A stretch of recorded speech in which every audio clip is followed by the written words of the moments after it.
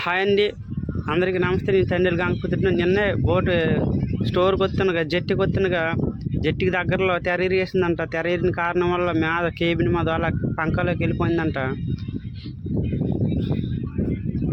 వెళ్ళిపోయిన వెంటనే ఇంజిన్ ఆగిపోయింది. ఇంజిన్ ఆగిపోయిన తర్వాత మళ్ళీ రిటర్న్ వెళ్ళడానికి వాళ్ళకైతే అవ్వలేదు. డైరెక్ట్గా ఒడ్డు కొట్టుకొచ్చింది బోట్. చూశారు కదా, బోటు మించి 40, 50, 60 లక్షల వరకు ఉంటుంది.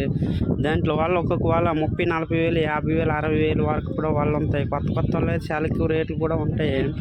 చూశారు కదా ఎంత ప్రమాదం జరిగిందో బోట్కి. వేరే వాళ్ళ బోట్ ఇది. చూశారు కదా, ముఠాబా ఇది. మన ఆంధ్ర డ్రైవర్ అయితే కాదు, ముఠాబా అనేది వేరే ఒక ఊరోడు.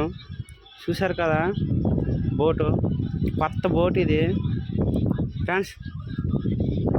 ఇలాంటి చూస్తున్నారు కదా, ప్రజెంట్ అయితే లైవ్. నిన్నేను 26 చేరిందంట బోటు. వచ్చేటప్పుడు ఇలా జరిగింది. కనిపిస్తుంది కదా బోటు.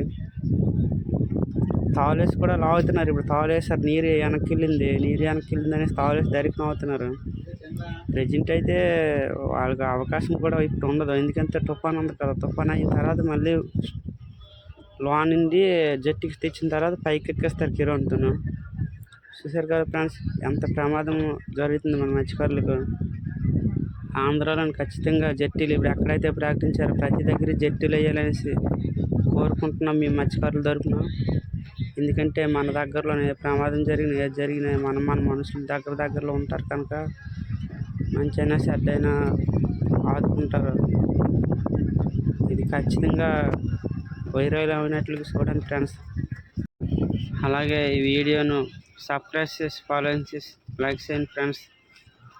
చూస్తున్నారు కదా జనము, వేరే వాళ్ళు గుజరాత్ వాళ్ళు చూస్తున్నారు అంతా.